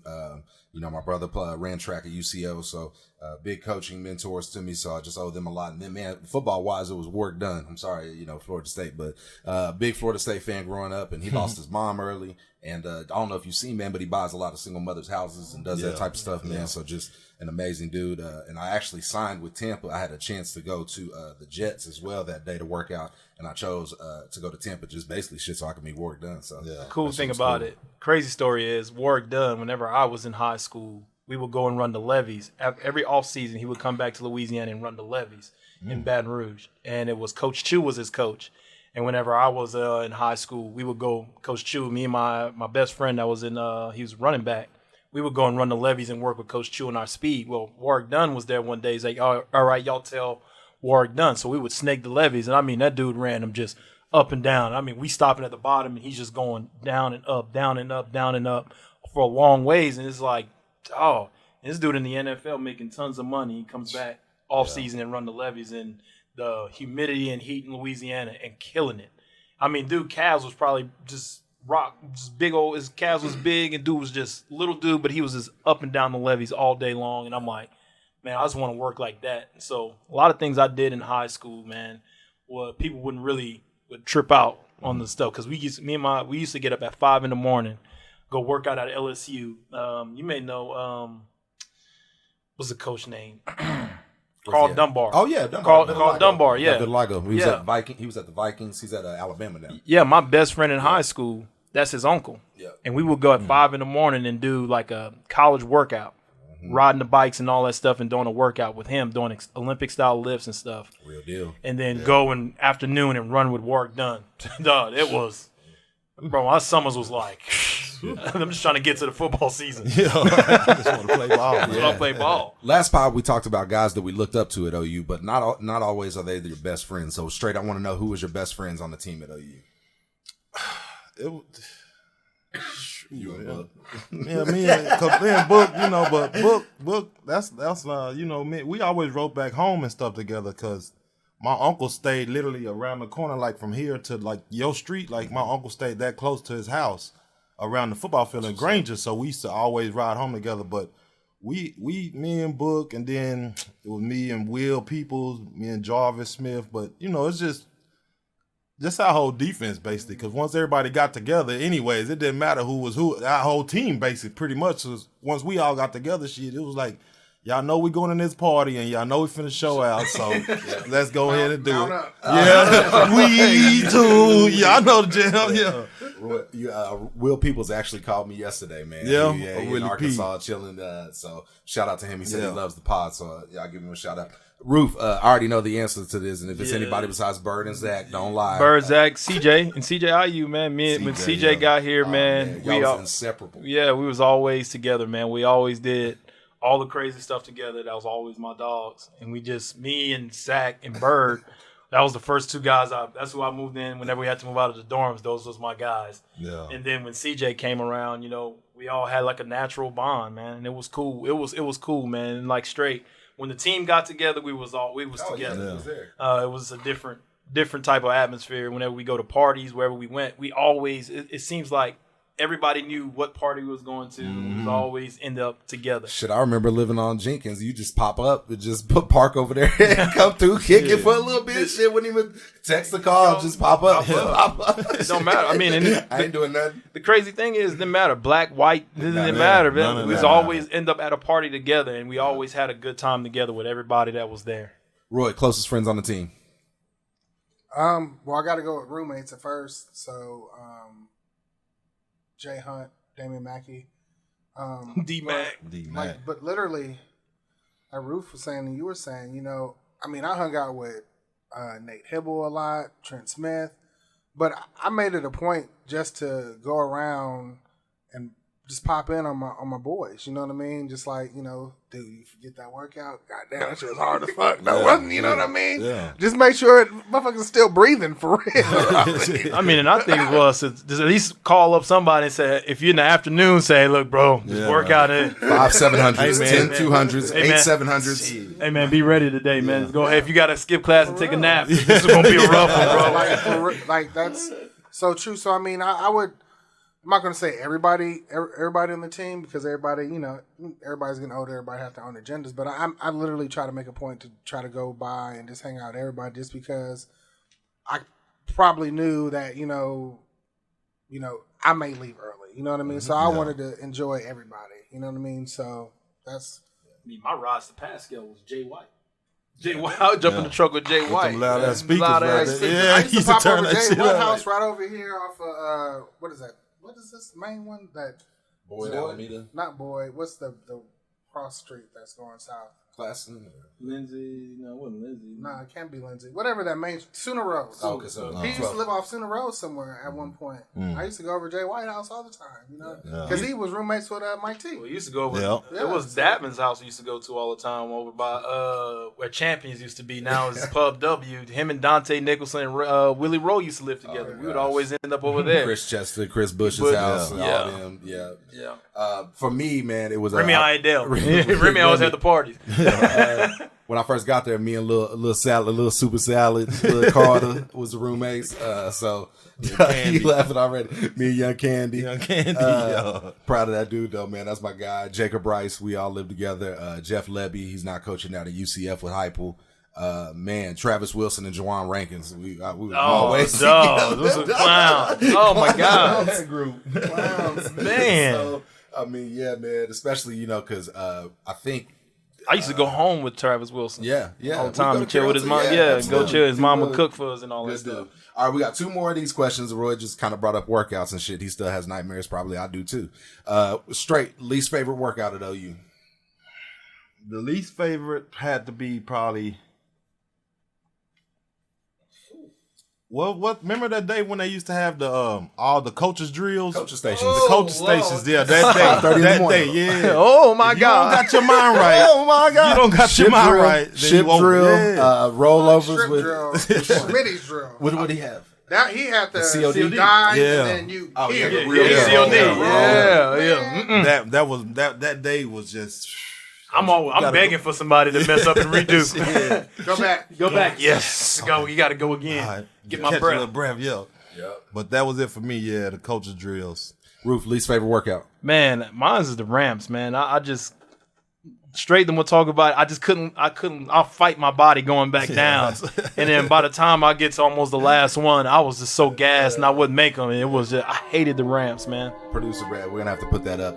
We're talking about the fucking parking garage right there, so we'll just have to put a little visual of that up. I've seen plenty of men fall on that one. Yeah, he'll hook it up, man, to make it look right. But Roy, you said it was gassers, but just tell everybody, was it the 3 trippers, the 4 trippers, which one? 6 trippers. It was a running test. Whatever. 6 trippers. So 300 yards. So they were 300-yard the one. times for DBs were ruthless, boy. No, but here's the deal, though. What got me was until I finally got put on the game, and I still missed the time. But Schmitty would make he'll move the cone 5 yards even further. You know what I mean? When we ran him. I didn't know that. You know what I mean? I was pissed. Like, I would have made my time, motherfucker. You didn't move it. And didn't move it back. So that's what hurt me because I hated that whisper in my ear. Just come back. Come back. I don't want to hear that. And he'll just walk by you smooth. Just come back. Like, I mean, that my hurts. shit's ready. If he ever tell you to come back, I've seen it broke many a man. It hurt your No, soul, Schmitty, man. I'll make it. I'm gonna make it. I got it. Give me this next time. Nah, get out. Me and Josh Norman. That was my running buddy. Leave, please. Me and Jay Norman. When you bought when you purchased the indoor, thank you for that. That shit sucked. But anyway, the fucking dungeon. We used to call that shit the dungeon. He didn't know what he was doing. Schmitty kicked out Al D, and you put that garage on there. You know, it's got the garage door. I didn't put anything. Schmitty. We had that chain on it though. Yeah. Well, you paid for it, so you put the garage door. So Schmitty pushes that bitch down. Hey, Al D, get out. As Al D goes, he pushes it. It's coming down. Al D goes all the way to the ground with it. No, Schmitty, no. I always want to see that. I wish somebody would recorded that. Right? Oh, man. No, they got so good at telling you to leave, man. They got creative with it though, bro. When they'll tell you to leave, they'll all hit out the side though, and everybody would be stuck in the indoor, and everybody's sitting there just collapsed on the ground, like, damn, dog, we got to come back later, and everybody's just sitting there like bad, like they didn't drop the bomb in the middle of that thing. Everybody's laid out, and people walking in and seeing us. And we had that look on our faces walking out, man. Nah, man. What was it, man? Fuck that shit. And just keep walking. They had mind control over you. All right, guys, get a break. Yeah. JD, leave, please. Damn. I know your worst one got to be abs. Decline abs. Yeah. Decline abs. Decline. Oh, yours. my God, dude. The declines was terrible because the fucking med balls was too heavy. And, I mean, it's just that and then stadiums, man. My first day, Roy, first workout ever. Is stadiums, fam. And me, Wolf Oak, Roof. Tommy. I would kill him. Damn, we went straight from there to do power cleans. I'm just like, Tommy blacked out that one day he was out there. God. Blacked out in the middle of it, and the trainers came and get him, and he just moved to the side. Everybody keep going. They kept on They're rolling. notorious for moving to the side. Yeah, move it up. Just move it up a little bit. Let's go. Tommy, come down, Tommy. Man, I can't see. Medic. He laid down. Man, I mean, Jim and them came run up there and got him in. There was a certain guy that started. Let's go. That same garage door. I ain't gonna say no names on this one. Started season, and they have the little fire department right there. And Smitty hit the whistle, and them dudes came over, rolled his ass out, and he hit the garage door. And about 30 seconds, they had his ass up out of there. I'm like, damn. But anyway, talk about your recruiting visit, Strait. My recruiting visit was actually, I wasn't even supposed to come here. Actually, I had a fucking visit to BYU until I found out what kind of school it was. I had to cancel that shit, but then that's how I got up here though. Because I got up here because Bobby Jack Wright, Coach Wright was the coach at Texas, and they had let him go, and he came up here, but he knew about me in Austin, so he sent me a scholarship late when I canceled, and that's how I got up here. And the rest, JT was my host. He had a little house party. Like I said, that's when the Chronic 2000 was out. It was bonkers in there. So I was like, oh, I'm good. I'm here. Yeah. I'm here. This is where I'm at. Roof, recruiting visits. Mine came. My recruiting trip, like I said, it was a boring trip. But y'all was preparing for Arkansas whenever I came on my recruiting trip. Oh yeah. And nobody was on campus, and it was just the fellas and everything. And I just came off my recruiting trip. That New Year's Bowl though. Nobody was. Yeah, nobody was here, and Coach Venables got me off of Texas. Right when I got off the plane from my recruiting trip to Texas, I had a call. Coach Venables on the phone, sounding super tough, telling me to hey, I want you to come up here on the visit. I want you to come up here on the visit. And, I really didn't know much about OU football because I just, down south Louisiana, SEC country. So my high school coach, he was a big college fan, so he knew everything. He's like, the University of Oklahoma. And I'm like, to me, it wasn't a big deal. And then I got here. Well, I mean, like I said, it was the family atmosphere that really made me come here. Me too. Because it was nobody here, but the football players were still hanging together tough. And I ended up, my Gayron was my recruiter, was my host. Yeah. G baby. G was my host, but I ended up in the car with Jamal. And he had that white Caprice, I think it was a white Caprice, or he had a maroon at that time with the rims on it. And I mean, bro, it was like, Jamal show you a good time. Man. Oh, yeah. Jamal showed me a good time. Oh, yeah. I ended up ditching JD. I ended up ditching Gayron, and I ended up with Jamal at all different places. And I'm telling you, it was live with Jamal. That's funny. Nobody here, but Jamal knew where it was at. Yeah. He knew where it was at, though. He knew where it was at. I ended up meeting the actress Olivia Munn. Oh God, Lisa here. Everybody knows about that Lisa, name. but I ended up meeting her that night. She was in a green Range Rover or whatever it was. We'll have to sell premium shit to talk about those. Anyway, talk about those stories. Those stories right there. Roy, recruiting trips. Recruiting trips or just market recruiting trips? Both. But you can talk about all of them, and if y'all took any more to other places, you can. No, I'll just talk about OU. UCLA was fire. I had Freddie Mitchell as a host. That's what Curtis said. He said they had him out there by the track girls. He said he couldn't even focus. After the track girls, I mean, it was lit. So now my recruiting visit here was cold as hell. I mean, it was wintertime, I think. I don't remember. It was raining and sleeting. But that was the biggest weekend for OU. I mean, that's when we had Curtis Fagan, we had Dwight Benning, we had Frank Romero, we had Rocky Kalmus, we had Jay Hunt, we had J.C. Connors, John Connors, JC. Then we had myself, Damian, Woolfolk, Brandon Pryor. I mean, we had. I mean, that was the core. Deep. That's deep. So deep, man. I mean, we all vibed. We had a great time. I mean, I think Gumbo, he played fullback. Mm-hmm. He was my host. It was cool. I think Eric Moore, somebody had a party over their house. It was fine. I mean, and it wasn't even about that. It was more so about football. The guys that I wanted to. That's what I told the recruits that were coming in this year. I was like, dude, it's not. Forget all the glitz and glam. It's about these guys that's in this room to your left and right, and in front of you and behind you. Can you see yourself becoming a family and a brotherhood for the next 4 or 5 years? You know what I mean? So, and that's what we did. And that's the reason why I came, because I got to hang out with Rocky and Trent and all these guys, and we established a rapport. Man, it was great. I mean, it was a family atmosphere. I mean, I didn't know nothing about Oklahoma from California. You know what I'm saying? I knew my grandpa lived out here at the time. You know what I mean? That's the only thing I knew. And so when we were able to, be able to meet and hang out, I mean, it was great. It was gravy. I mean, we knew that we're coming in a situation that they weren't that good. You know what I mean? And so we took it upon ourselves to take the challenge to try to get the team over the hump. For me, man, A&M was really my only offer, so I went down on an unofficial there. It was pretty cool, but kind of to echo what y'all said, man. My visit was in January. Roy was about to get drafted. I think you had just bought a white Escalade, so we was all excited about a Tahoe. The white Tahoe. We was like, shit, we trying to ride with Roy. They got the nice ass coaches GMCs. We like, we just gonna ride with Roy. Bro, that shit was so much. Sorry to cut you off. No, I mean, because we had it was at the Barry Switzer Center. Yeah. They asked me to do it at the Barry Switzer Center, and it was a great recruiting tool. Awesome. Dude, it was fun. It was fucking live, dude. That shit was so much fun. Dude, sorry, go ahead. Oh, you good? So that was the recruiting business, and then we got invited to the draft party too. That was amazing. Yeah. So it was just, but I mean, it was weird because it was like, like I'm from around here, and I got offered real late, and y'all had just beaten my favorite team, Florida State. So I'm like, shit, these motherfuckers is real, right? They fucking real. So I'm like, damn, but what's it gonna be like? And everybody I remember Roy, D-Mac, and Russell Dennison, all three of them was like, dog, shit is real up here, dog. Like it's shit is hard. Like you need to come in here with a right mind. Damn, Gameron didn't tell me that.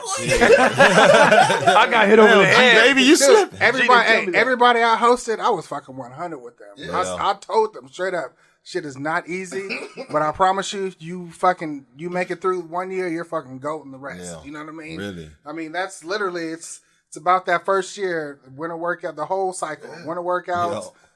Summer, training camp, double days and all that. Once you get past that, now you know what the fuck to expect. This is it. This is it. This is it. Russell has Russell ran like a 48 open quarter in high school. And shit, when he was sitting there, man, this shit is real. I'm like, damn, I know you got to be in good shape, so my ass gonna be hurting when I get it. The thing about it, workout wasn't that. When I got here as a true freshman, it wasn't that bad. Because like I said, with my summers that I was doing in Louisiana, I was good. Whenever we did the stadiums and all that stuff, I was cool on that. I remember when they made us come back, me, Travis Wilson, Michael Hawkins, and they made like the young guys who were true freshmen run it again, and Coach Ed and them. And I watched Travis Wilson and Michael Hawkins. They tapped out. Next thing I know, I'm the only one they saying go to. And them boys in the tunnel throwing up. I finished mine, went down, and after I did the stadium, Ed took me down. I had to do abs by myself. Nobody with me. My neck cramping up. It's just me and Coach Ed. And he just throwing the ball at me, calling me Rook the whole entire time. Come on, Rook. Come on, Rook. And after that, I was like, damn, this is real. Real. Man, and you brought it up, but Coach Ed, what an amazing coach, man. He actually put me under his wing, dog, when I was losing my mom. Cat wouldn't let me quit the team, man. Y'all don't know how he is, man. We all went to your absolutely. And stuff. Yeah, man. But Coach Ed, dog, there were literally nights where he wouldn't even go home to his family. He would just come up with me, and I'm just like, dog, looking back, like, it's priceless. But, man, it's been amazing. So we got 4 Twitter questions. We'll get the hell up out of here. At Gillette LD wants to know, straight, how much did you see your family while you were in college? How many games did they make? Did you go home a lot or never? I went home a lot because Austin is just straight down 35. So I went home anytime that I could, anytime that we had off. Yeah. So, and plus everybody, a lot of people from Texas, so it was always somebody going down there. So it was like, shit, anytime somebody going and we got free time, hey, I'm gone, man. I'm gone for the weekend. So I seen them a lot, but my mom only came to my senior game, but she seen all the games on TV and stuff. So it really wasn't too bad, but I was down there all the time anyway. So. Yeah. Roof, how much you see your family in college? How many games they make? Did you see them a lot of never? Did you go home a lot of never? My freshman year, not so much. I barely went home because just people that were going. The only person I ended up going home with was Shooter one time. Was Brent Rawls one time. And I'll never do it again. He almost killed us. That's surprising. Yeah, me, him, and Dusty, we all went down to Shooter. I stayed the night there, and he stayed on this nice piece of property or whatever in Shreveport. But after that, my family came up to pretty much every game after that. Whenever I started playing, my high school coach would pick up my mom. I was fortunate because we all still had a really good bond. And he would pick up my mom. She would come to a few of the games. After when I started playing, they were at pretty much every single game. So I was fortunate I got to see my family a lot. But my freshman year, it was pretty much me figuring it out by yourself. I stayed plenty of times, stayed in the dorms by myself when everybody got to leave and go home.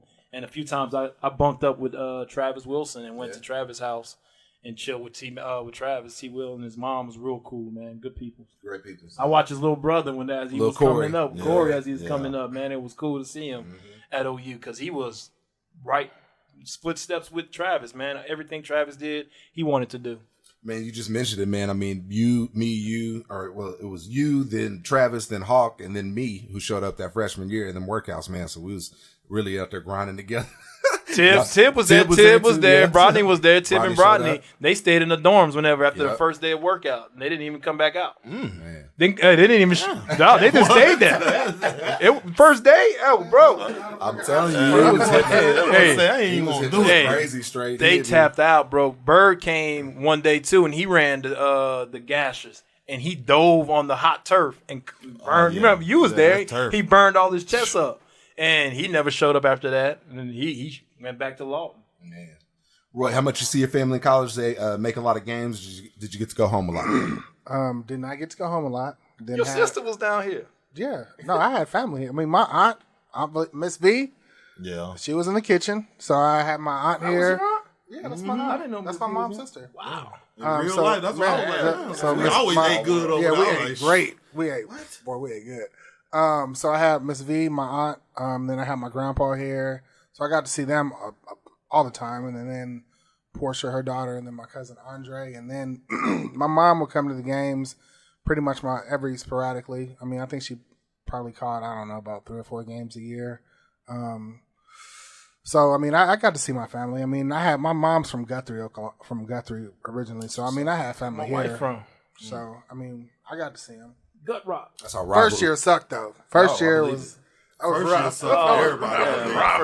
My first year, my high school coach hung up the phone on me. I said, Coach, I'm going to come home. He like, you ain't got no room here. Click. Let me tell you something. The May 3rd, 99 tornado that hit, I was in a dorm on the floor in that TV room area on the floor like, Mom, I want to get the fucking body. Come get me. I was like, come get me right now. It's crazy up here. I was scared as shit, dude.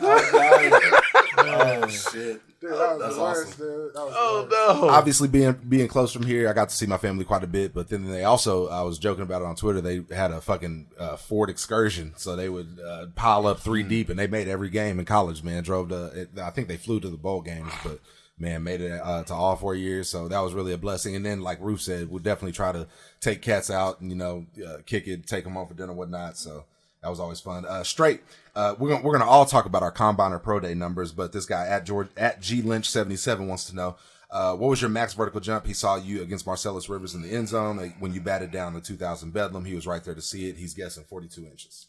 Yeah, I'm gonna say 40, 41, something like that. But that was back in the day when I was just recruited as an athlete, you know what I mean? young whippersnapper. Yeah. Everybody shut off their verticals though when we went and play basketball. Absolutely. Those some games right there. Absolutely. Those some games some people get dunked on in that. Yeah. Ruf, what about your combine or pro day numbers? Man, I don't even remember them. I wasn't the track guy. I wasn't the work. I was a workout guy. I can do the lifting and all that stuff. I mean, I wasn't the fastest of people, so I didn't really keep up with the numbers or all that stuff like that. But I don't know. My combine was just a combine to me. Yeah. I really didn't care about it too much because I just knew I wasn't going to have some crazy 40 time or whatever. Everything was going to kind of be in the middle of the pack and stuff and just figure myself as a ball player. Roy, combine numbers. I think I ran a 4.53 and a 4.48 at the combine. And then vertical, I don't know. I think it was in the 30s, like beginning 30s. I think. I don't remember. 30s, but I don't know. I mean, and then I think my bench press was like 19. I think it was 19 or 20. I mean, coming from somebody that never liked to lift weights anyway, I was okay with that. I was okay with 19. You know what I mean? Because at the end of the day, F my bench press. It was all the numbers. Yeah, put me on the field, let me work. You know what I mean? So see, my deal, man, it was crazy because I'll just say, if I would have left out my junior year when we played national championship in USC, I would have probably got invited to the combine. My senior year, I made first team all Big 12, and the guy that made second team got invited to the combine over me. So here I am all fucking pissed off. I done paid all this damn money for training out in Arizona, so I'm like, fucking, let me make the most of it. Killed that shit. What's that place? EK. Yeah. I went to EK. Yeah. But shit, man, they got me the Seahawks guy got me at 4.49, but everybody else put me at like 4.51, 4.52. And then I verted 36 that day. But shit, that was the highest I've ever jumped. Shit, it's the only day. The only day. Shit, that might as well make it once. So, and then I had the fastest L drill that day and shit. Bassy and all them was working out. Joe, Dante Hickson, Keywan. So I was moving that day. But Chris _Lambakis wants to know, all three of y'all came to OU from outside the state of Oklahoma. When did each of you realize the significance of what the OU Texas game meant to the alumni, the fans, and the state? Also, when did it hit each of you that game was something different?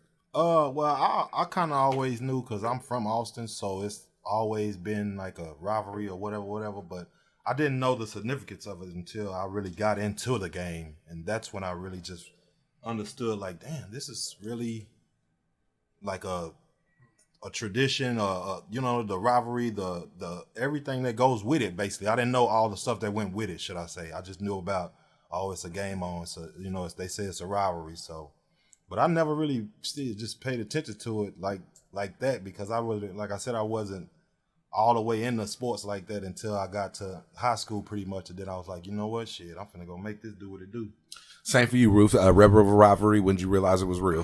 Whenever after we started after I got here, when I realized the national championship pretty much went. Yeah. After the Red River rivalries pretty much set you up to make it to the national championship, and you always had to win that last game against OSU.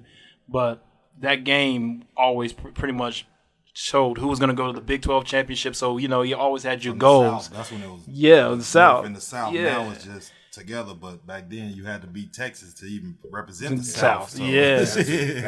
And so we had our goals and stuff, so we always try to meet our goals, and that was the first one, was win the Red River rivalry, and so we can make it to the Big 12 championship to get to national championship. And every year, when I was here, it was between us and Texas. And that's pretty much how, you kind of learn the significance of the rivalry, because if you want to accomplish any of your goals being at OU and winning championships, you had to beat them. Roy, Red River rivalry, when did you realize it was real? And if you want, compare it to Cali. Well, I didn't know anything about Oklahoma when I was in California. But I would say 98, I had a medical, I redshirted. And I remember Coach Blake let me and I think it was just a handful of us. I think me, Damien, and Woolfolk and Brandon Pryor were able to go on the trip. I remember walking down the tunnel. Your hair stood up. As a redshirt freshman, I remember going out there in my little windbreaker, OU windbreaker, and just walking out like, oh shit, this is something. Yeah. That year, Ricky Williams got loose. You know what I mean? And Demond had a good run, and you felt, you knew what that game meant. And then 99. We played. I got to play some. I gave up a touchdown. Whew. Mike got back in those days. Here's the deal, though. I knew what the play was going to do. I knew it. I just didn't. I didn't believe in myself. To the worst part. Yeah. That's that worst part. Yeah. So and that was. Was it a vertical route? No, I think it was like a post corner or something like that. It was something. We won't put it on here. Don't worry. No, please. I don't give a rat's ass. Please do, because I remember going up the tunnel in 99, and I remember Applewhite trying to taunt me. He was taunting us, you know what I'm saying, talking mad shit. And I said that day, I was like, never again am I going to lose to Texas. You know what I mean? Yeah. And so that's when I knew when the shit was real, because, you got a little quarterback talking shit to these, to our defense, and I took that shit personal. You know what I mean? So that's when I knew, like, yeah, motherfucker. Wait till next year. You know, and then we came back 2000, beat them 63-14. Smacked and then them we came boys. back again and beat them 14-3 or whatever the case might be. But the year after that, it was like another blowout. Like the year after that was another. 65 or something like that. Then we went a 12-0, shut them boys out. Yeah. So that was it. Yeah, no, again, this episode's been awesome, man. So last one's for D Strait and Roy. But we can talk about, I'll incorporate you, Rufus, as well. It says, plenty argue, it's from @Blackintosh004. He says, plenty argue that the 2001 defense you guys played in was Stoops' best. How would that unit stack up against today's Big 12 offenses? Ruf, if you want to pick maybe your favorite, best defense, you can do that. But Strait, how you feel about that? I think I think we would do what we did back then, actually, because it's pretty much the same thing. It's still football, and people still got to go out there and make plays. So we had playmakers. So that's how I look at it. Pretty much the same. We would have D'd them up like we D'd everybody else up. And Ruf, what you think? For me, learning from watching all the old tapes that they played, the 2000 and 2001 defense and the 2002 defense and stuff, I think we stack up well because I think just the knowledge that we overall had of what people's tendencies and formations and different things, we would stack up well because of our overall knowledge of football and what to take away and what to do. And like you said, we had people that can play. I mean, you can't replace what Tommy Harris can do and what Dusty Dvorak can do. The reason why we stop so many teams in the run because of those guys up front. And you make a team, and every coach, from Coach Venables to Mike Stoops to Bob, they always preach making a team one-dimensional. And if you was going to make a team have to pass to beat us, it was pretty much, that was it. That was night-night. I mean, Dan Cody and those guys, they in the backfield.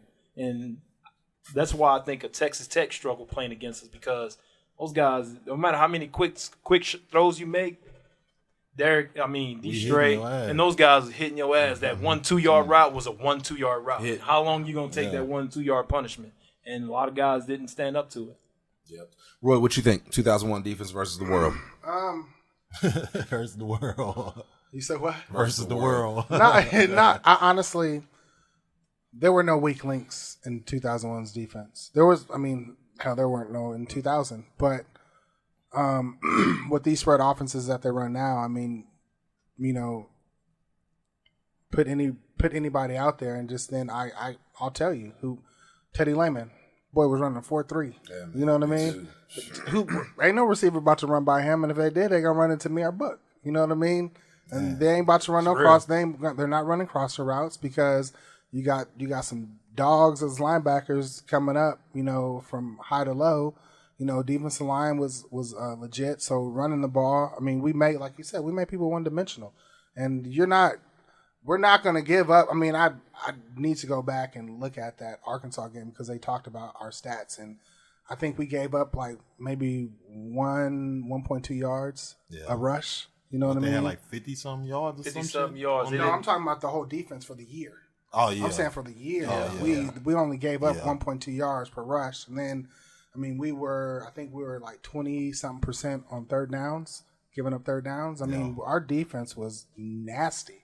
So, I mean, we didn't have no weak links. So, covering, spread receivers, I mean, that was nothing. I mean, the only thing that would probably hurt us now with the new rules is that we couldn't jam past 5 yards. Yeah. No, not forget targeting. You can jam past 5 yards now. Still in college, yeah. Oh, I didn't still think jam past 5 yards in college. Well, I mean, we rode the shit out of receivers. I mean, because if you want to go back, you think about it. I mean, when we played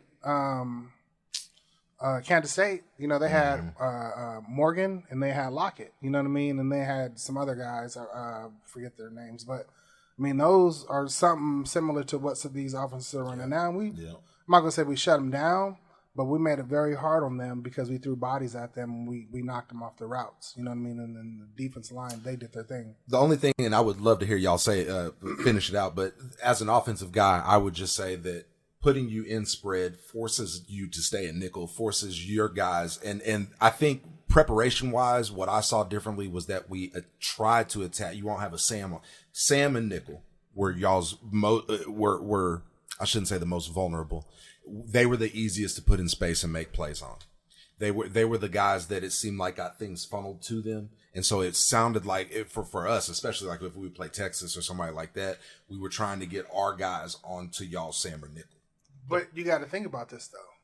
I was at Sam and nickel. That's what I'm saying. You know what I mean? No doubt. But you know what I mean? I'm just being honest about the situation. Doubt. I was that guy, and then I had Book and I had McCoy. Mm-hmm. You know what I mean? And then we had Strait, we had Woolfolk, or we had Perkins out on the edges. You know what I mean? There was no, like, I'm serious. Oh, no, I get it.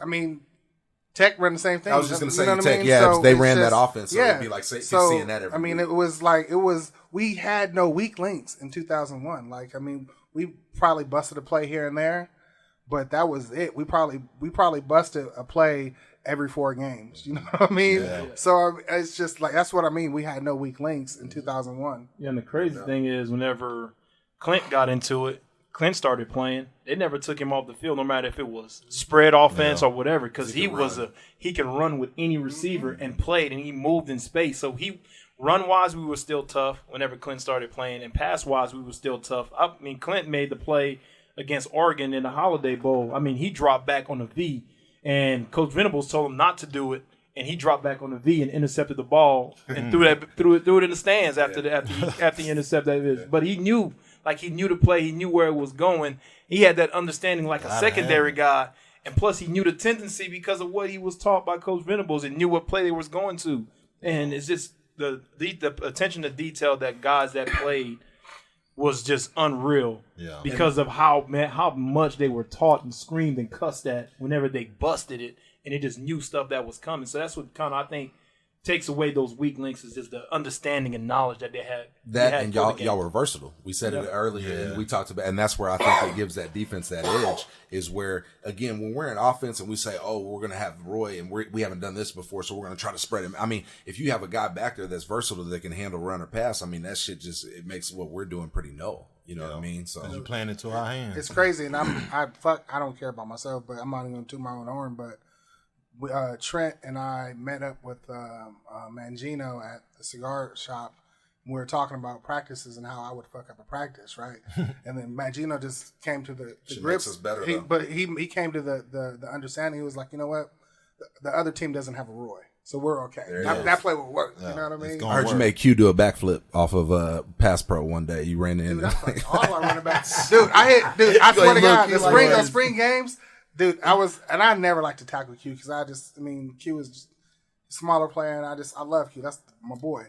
But I lit his ass up so hard in the spring game. Like, I was like, man, this is not going to be right. You know what I mean? Like, it was a straight handoff, dude. Now I hit Q, and he flew back about 3 or 4 yards dude, in the spring game. And I felt so bad to hit Q because, I mean, that's just Q. You know what I mean? That's Q. And Q never really took hard shots. You know what I mean? It was kind of, not to compare him to Barry Sanders, but he was one of those, you never hit him flush. And I mean, I flushed his ass. I still say the hardest hit I seen was when Gayron hit Kewan Jones in practice and knocked snot bubbles in his nose. Like legit snot bubble. He got up and I mean just all of it was all on his face mask. I was like, whoa.